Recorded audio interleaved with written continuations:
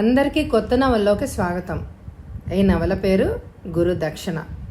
రచన PS Narayana గారు. చిత్ర సచిత్ర మాసపత్రికలో 2011 సంవత్సరంలో ప్రచురింపబడింది.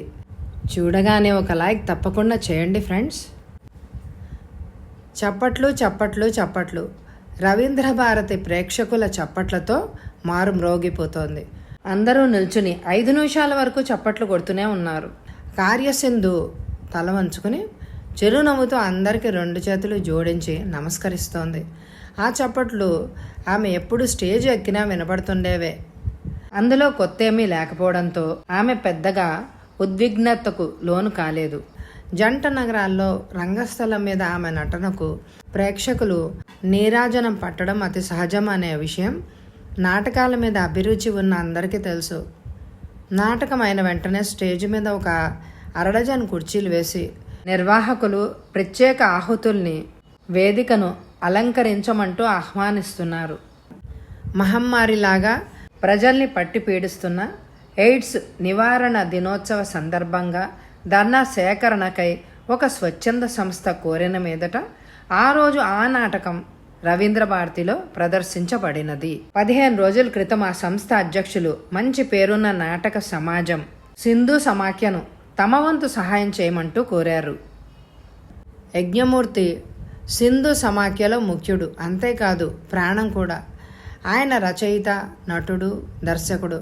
చిన్నవాడైన అన్ని రంగాల్లో ఇప్పటికే పేరు గణించాడు. ఆ సమాజం సాధ్యమైనంత వరకు ఆయన రాసిన నాటకాలనే ప్రదర్శిస్తోంది. మీరు తలపెట్టిన కార్యం ఉన్నతమైనదైనప్పుడు మా చేయూత తప్పకుండా ఉంటుంది. ఇప్పుడు ప్రదర్శిస్తున్న నాటకాన్నే ఈ సందర్భంలో ప్రదర్శిస్తాం. అందువల్ల మాకు తయారవడానికి ఎక్కువ సమయం కూడా అవసరమే లేదు. మీకు ధన సహాయం బాగా అందాలి అంటే అది రవీంద్ర భారతిలో ఏర్పాటు చేస్తేనే నలుగురి దృష్టికి వెళ్తుంది. దాని సంగతి ఏదో మీరు చూసుకోండి. తప్పకుండా ఆ ఏర్పాట్లన్నీ మేము చేస్తాం. మీకు వీలున్న 2-3 డేట్లు ఇవ్వండి. హాలు ఏ రోజు ఖాళీగా ఉన్నదో కనుక్కొని ఆ రోజు బుక్ చేస్తాం.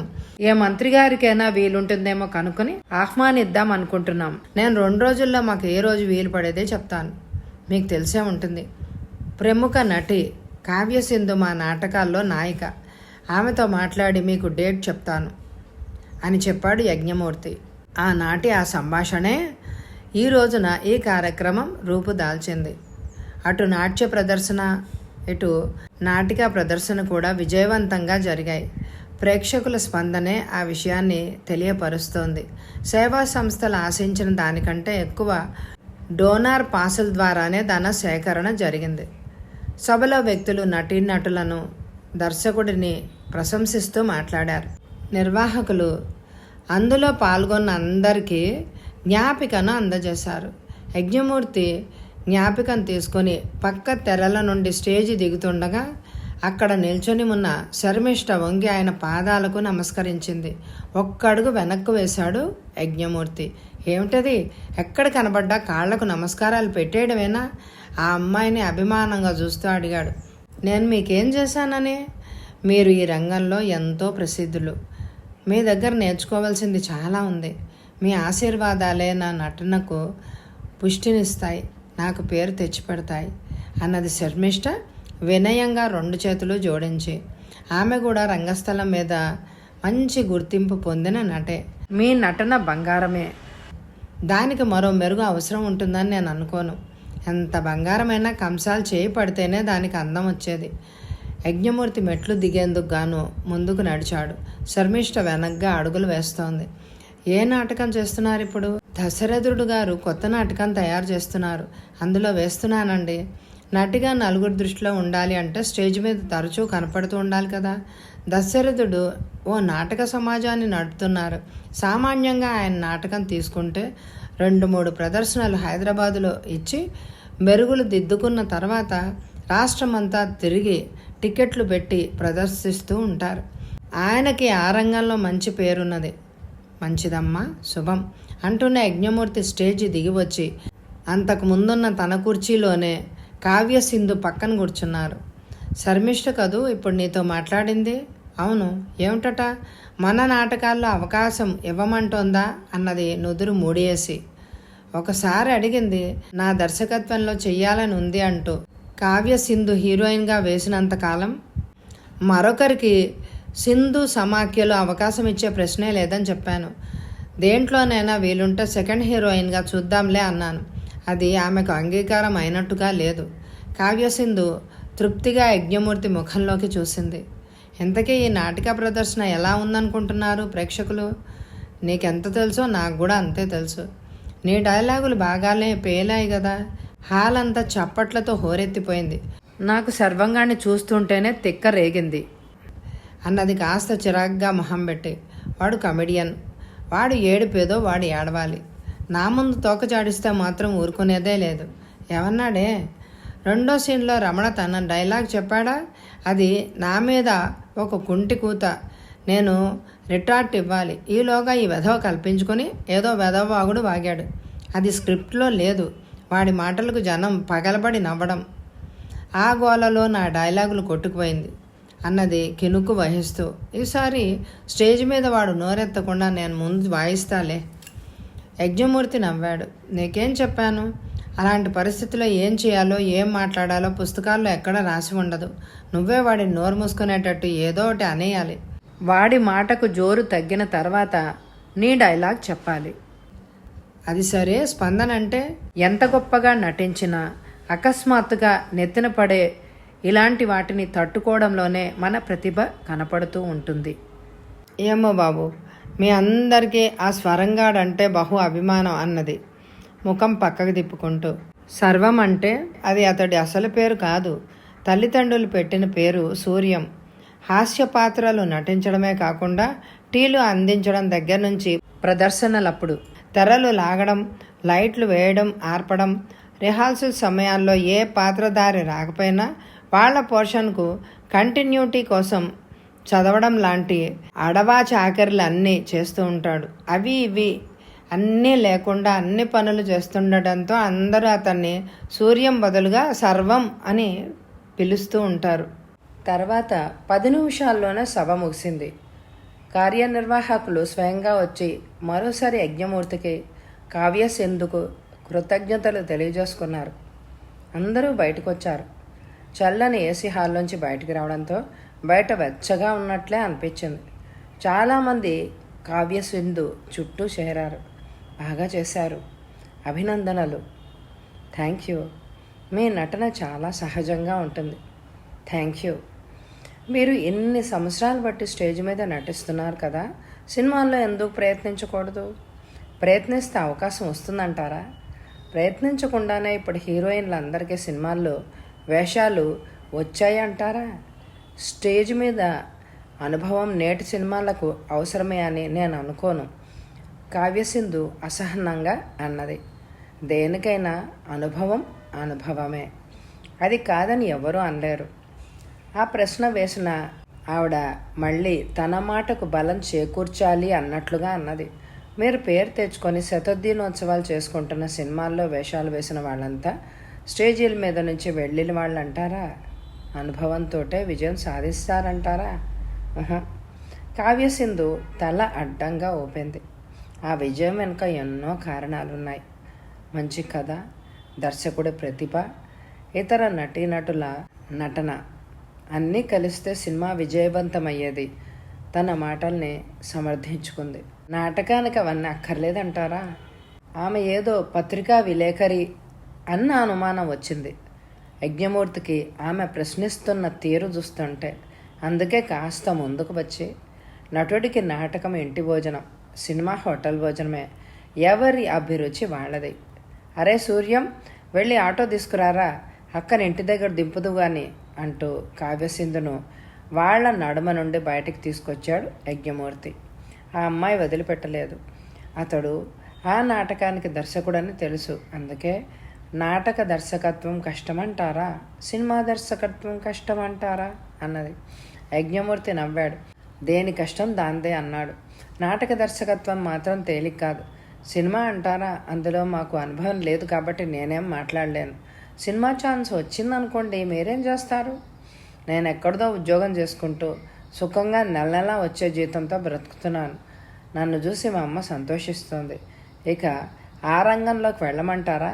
కొత్త ఉద్యోగంలో చేరాలా వద్దా అని ఆర్డర్ వచ్చిన తర్వాతే ఆలోచించాలి. ముందు నుంచే బుర్ర పగలగొట్టుకోవడం దేనికి అన్నాడు పెద్దగా నవ్వుతూ. ఇంతకీ మీ పేరు? సృజన. ఏ పత్రికలో పనిచేస్తున్నారు? చెప్పింది అమ్మాయి. అందులో 5 ఏళ్ల పట్టి పనిచేస్తున్నాను. మిమ్మల్ని మీ యజమాని పిలిచి ఆ పత్రికకు సంపాదకత్వ బాధ్యత స్వీకరించమన్నాడే అనుకోండి, అంగీకరిస్తారా? నేను అంగీకరించాను. నాకున్న స్వేచ్ఛను నేను విడుచుకోను అన్నది సృజన నవ్వుతూ. యజ్ఞమూర్తి నవ్వాడు. నా సమాధానం అదే. నేను మాత్రం ఒకరి చెప్పు చేతుల్లో నా ప్రతిభను ఎందుకు ఉంచుకోవాలి? నాకు సినిమా తీసే శక్తి లభిస్తే అప్పుడు ఆ రంగంలోకి దిగి నాలోని ఆలోచనలన్నిటికీ ఒక రూపాన్నిచ్చి ప్రేక్షకుల ముందు తెర మీద ఉంచుతాను. I appreciate you. Congratulations. All the best. ఆ అమ్మాయి చేయి చాచింది. యజ్ఞమూర్తి 2 చేతులు జోడించి నమస్కారం పెట్టాడు. ఆ అమ్మాయి మరెవరినో ఇంటర్వ్యూ చేయడానికి అన్నట్టు పక్కకు వెళ్ళింది. అప్పుడు గమనించాడు తన వెనగ్గా నిలబడి ఉన్న ఆంజనేయుల్ని, సురేఖను. మేం వెళ్తామండి ఇక అన్నారు వాళ్ళిద్దరూ ఒకేసారి యజ్ఞమూర్తితో. బండి తెచ్చారా అడిగాడు. అది లేకుండా హైదరాబాద్లో నాటకాలు వేయడమే అన్నాడు పక్కపక్క నవ్వుతూ ఆంజనేయులు సురేఖ భార్యాభర్తలు. ఇద్దరూ మంచి నటులు. అతడు హీరోగా తప్ప ఎలాంటి పాత్రకైనా పనికొస్తాడు. పొడుగ్గా ఉండి వయసు మీరిన వాడిలాగా కనపడుతూ ఉండడంతో అలాంటి పాత్రలనే ఎక్కువగా వేస్తాడు. గంభీరంగా ఉండే కంఠం సీరియస్ పాత్రలకు బాగా నప్పుతుంది. సురేఖ చాలా బాగుంటుందని, కానీ కాస్తంత పొట్టి అవడంతో హీరోయిన్గా వేసే అవకాశాలు తక్కువగా వస్తూ ఉండడంతో సెకండ్ హీరోయిన్గా వస్తుంది. వచ్చిన అవకాశాన్ని ఇద్దరూ పోగొట్టుకోరు. అందున యజ్ఞమూర్తి లాంటి వాళ్ళ దగ్గరైతే ఎంత చిన్న వేషాన్నైనా కాదనకుండా అంగీకరించేస్తారు. ఓకే, మనం తర్వాత ప్రోగ్రాం ఎక్కడో తర్వాత చెప్తానే. ఆంజనేయులు నన్ను 2 రోజులకు ఒకసారి కలుస్తూనే ఉంటాడు కదా. మంచిది, వెళ్ళిరండి. సూర్య ఆటో తీసుకొచ్చాడు. కావ్యసింధు ఆటోలో ఎక్కుతుండగా లోపల నుంచి సుబ్రహ్మణ్యం పరిగెత్తుకొస్తున్నట్టుగా వచ్చాడు. గురు, మేకప్ రూమ్లో పెట్టిన నా చొక్కా నుండి 50 రూపాయలు నొక్కేశాడు. మీరే నన్ను ఇంటికి చేర్చాలి అన్నాడు వగరుస్తూ. కావ్యసింధు ఆటోలో వెళ్తున్నది. వెళ్తావా? ఆమె వెళ్ళేది చిక్కడపల్లి కదా. నేను ఇప్పుడు మెహదీపట్నం వెళ్ళాలి.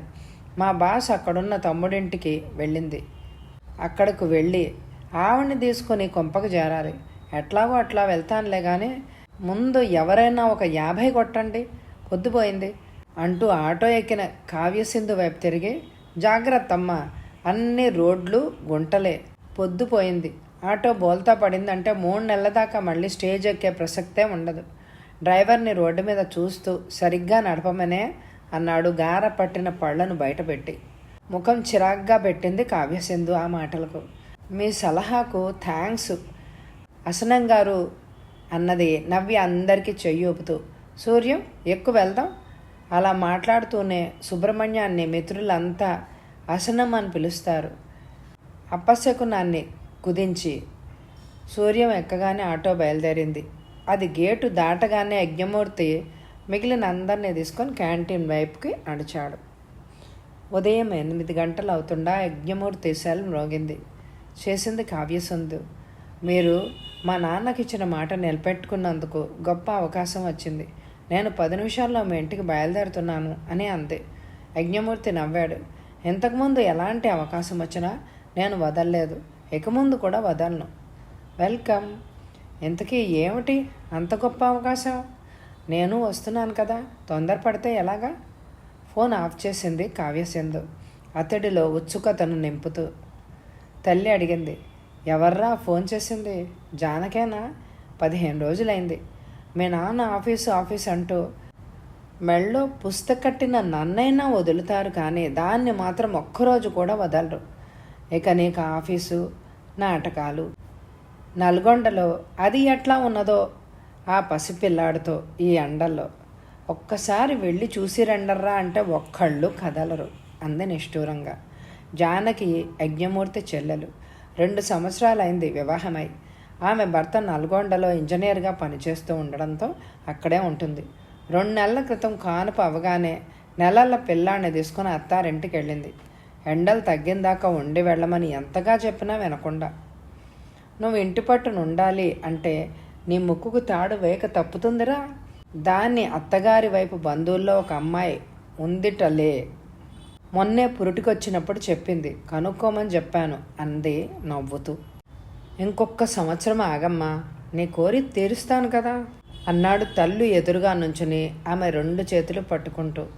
మాట మార్చేందుకు ఇదిగో ఇలాగే దువ్వుతూ ఉంటావు. నాటకాలు ఆడుతూ ఇది మాత్రం బాగా నేర్చుకున్నావు.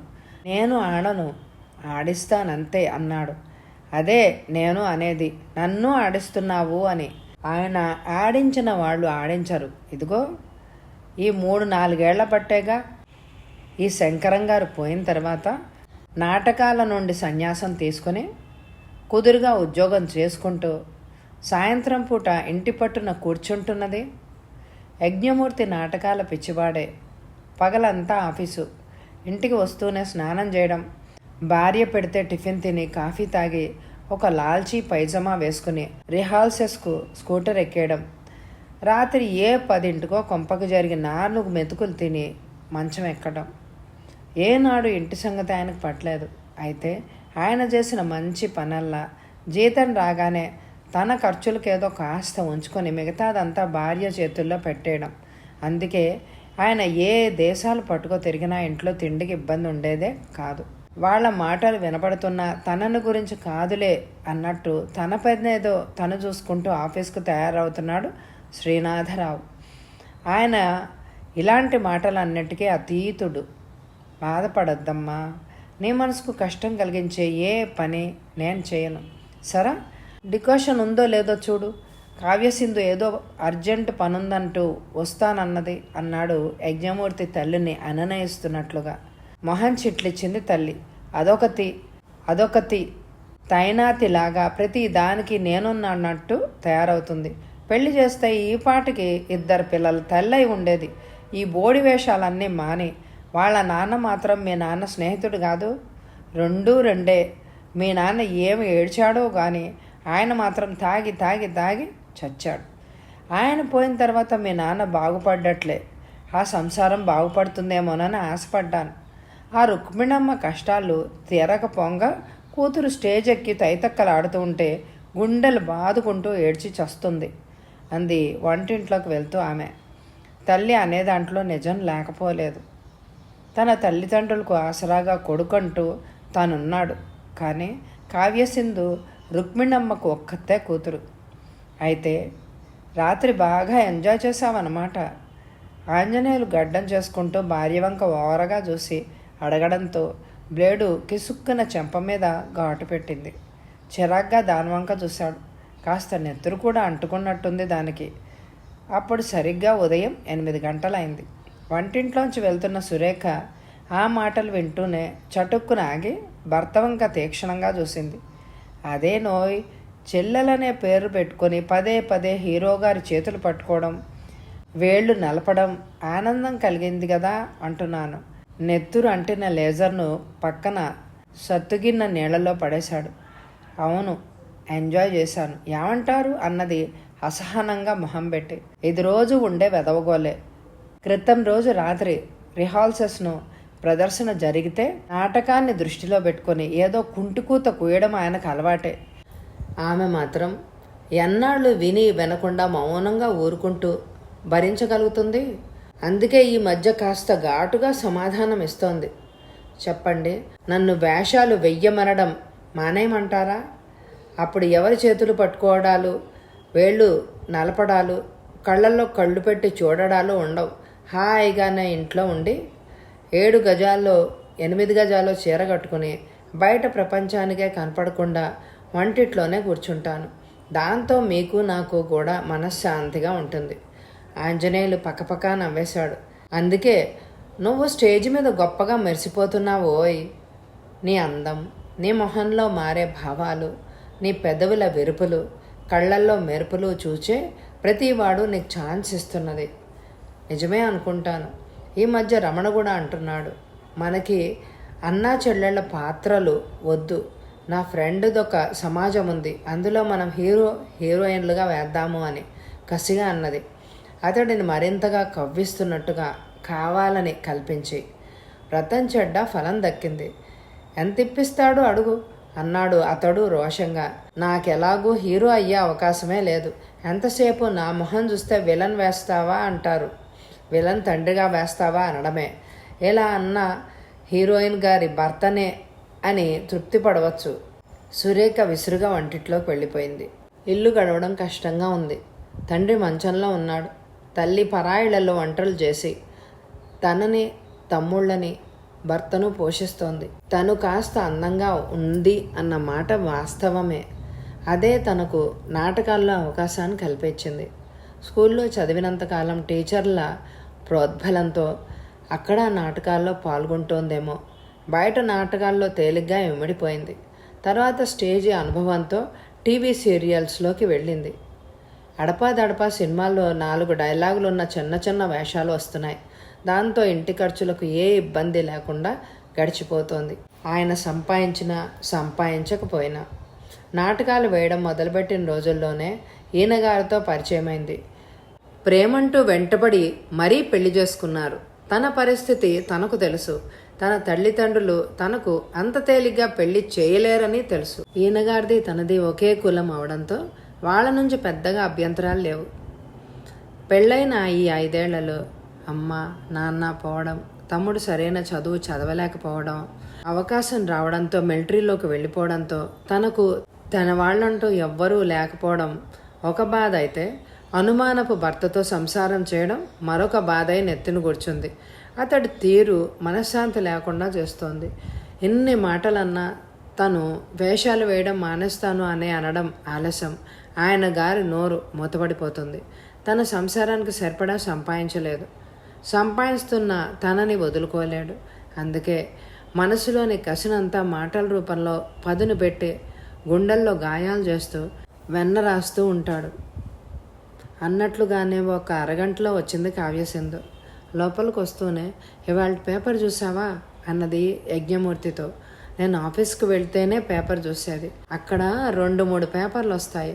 ఇంకొకటి నేను కొండం దేనికి ఇంటి దగ్గర అన్నాడు నవ్వుతూ. శాంతమ్మ బయటకు వచ్చి కావ్యసింధు మాట వింటూనే, నమస్కారం ఆంటీ. ఇప్పుడు కాదు నమస్కారాలు పెట్టాల్సింది. ఆ 3 ముళ్ళు వేయించుకొని నమస్కారం పెట్టు. గుప్పడ అక్షంతలు చల్లి 10 మంది పిల్లలకు తల్లివి అవ్వమని దీవిచ్చేస్తాను.